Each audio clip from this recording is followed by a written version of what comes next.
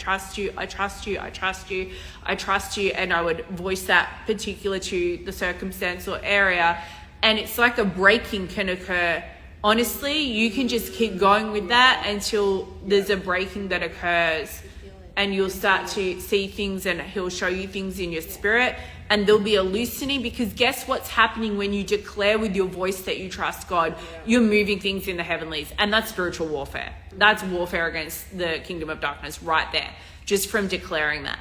So we don't need to feel in our emotions that we trust God to declare with our mouth that we do trust him, because we have a relationship through our spirit, which is through Jesus, to know that the Spirit of God is in us. We have the mind of Christ. We have revelation, knowing, and a supernatural thing already occurring in our spirit. So the fact that our mind might feel stubborn or tired, or our emotions might just not be feeling it, we can speak right over the top of that and declare, I trust you, God. I trust you, God. I trust you, God. I trust you, God. I trust you, God.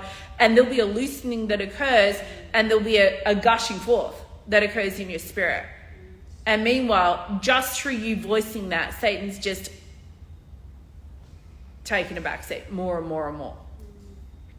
Which is, to put it mildly, you haven't called out to me, Jacob. You've been weary of me. Why would we not call out to God, or why would we be weary of God?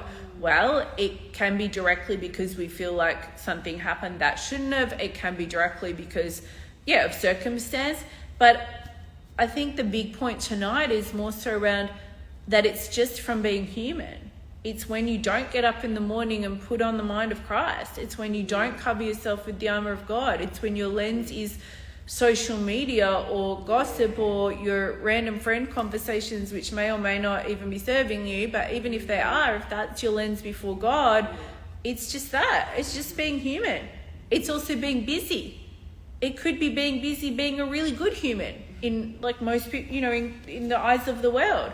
Could be that you're taking it upon yourself to do every different thing under the sun and stay on top of the household and whatnot as well. And it could just be that you're not making time for God because you feel like you don't have time, or you didn't get to it, or you're too tired, or whatever it is, right? So there's not always like a big bad reason, but it's a big bad enough reason to be getting up every day and living life in our own self-sufficiency and our own idea that it's on us, when what God wants is he wants us to be totally dependent and not be a strong, independent woman or a boss babe or a person who's got it all together or who's juggling all the balls in the air, right? But there's an unlearning and an unraveling that needs to occur there.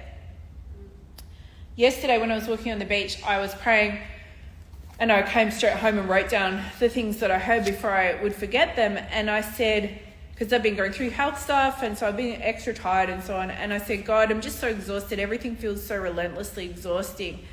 And I heard God say, because you're not depending on me fully. And I said, okay, why then? Like, I just accepted that. I didn't need to discuss whether or not that's true. Yes, that makes sense. I said, why am I not depending on you fully then?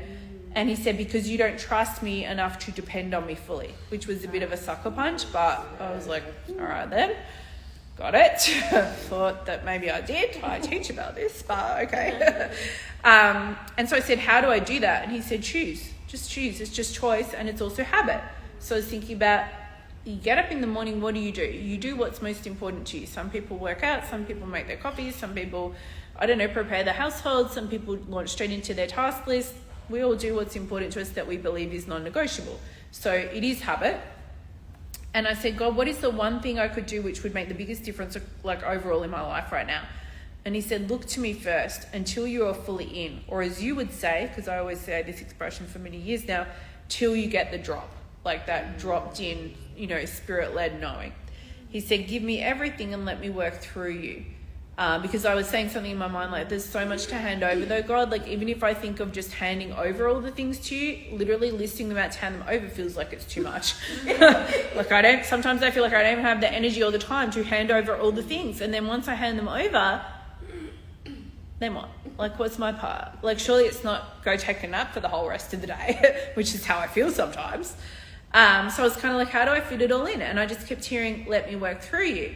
And I was still trying to work it out in my mind though. Like, how is that going to look? How do I, like, I'm always asking the same sorts of things. You're just continually kind of funneling deeper in the conversation with God.